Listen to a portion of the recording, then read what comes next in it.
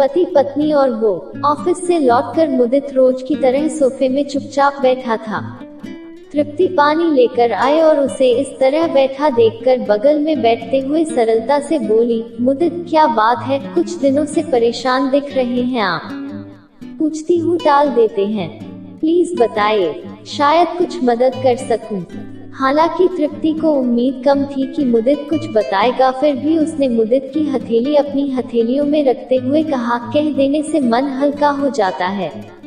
इस बार मुदित ने तृप्ति की ओर देखा, गहरी सांस ली और हल्के से बोला, तुम कहती हो कि तुम मेरी खुशी के लिए कुछ भी कर सकती हो। आंखों में प्रश्न भाव लिए मुदित तृप्ति के चेहरे पर नजरें गड़ाए बैठा था। इस सवाल से अचकचाई तृप्ति ने मुस्कुरा कर कहा, आपको मेरे प्यार और समर्पण पर कोई शक है क्या? हाँ, मैं आपकी खुशी के लिए कुछ भी कर सकती हूँ। इस बार मुदित ने अटकते हुए कुछ बेशर्म शब्दों को मुंह से निकाला, मैं अपनी सहकर्मी रिया से प्यार करता हूँ और वो भी। हम दोनों शादी करना चाहते हैं, तुम समझ रही हो ना? बात पूरी होने तक तृप्ति मुदित का हाथ छोड़ चुकी थी। आंखें दबा रही थीं और आंसू गिरने की वजह से शरीर कांप रहा था। वो उठी और अपने कमरे में बंद हो गई। ये क्या हुआ? आखिर क्यों? इतना प्रेम और समर्पण, फिर भी ऐसी नियति। ये वही मुदित है जो उसके जॉब करने की बात पर बोला था कि तुम्हें मर्दों के साथ रहने का ज्यादा शौक है क्या? और उच्च शिक्षित तृप्ति ने अपनी महत्वाकांक्षाओं को तिलांजलि देकर घर को और मुदित के जीवन को संवारने में खुद को खुशी खुशी व्यस्त कर लिया। और आज तृप्ति की आंखें रो रो कर सूज गई थीं। तृप्ति का दिमाग शून्य हो चुका था।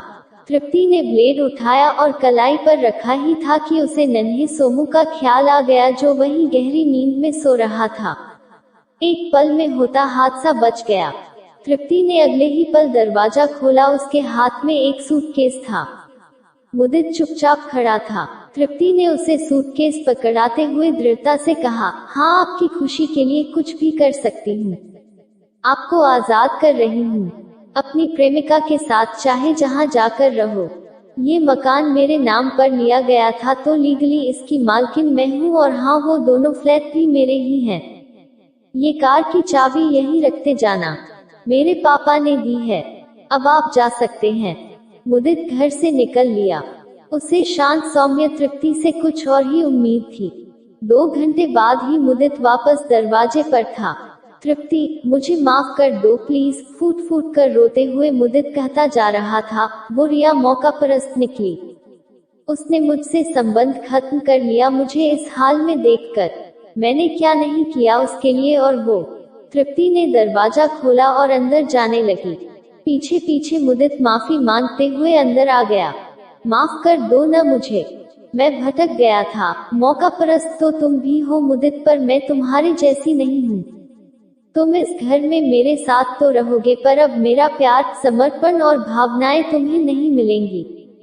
तुम अब मेरे पति नहीं हो। मेरा पति उसी दिन खो गया था जब उसके मन में किसी और के लिए आकर्षण पैदा हुआ। अब तुम सिर्फ एक परित्यक्त हो।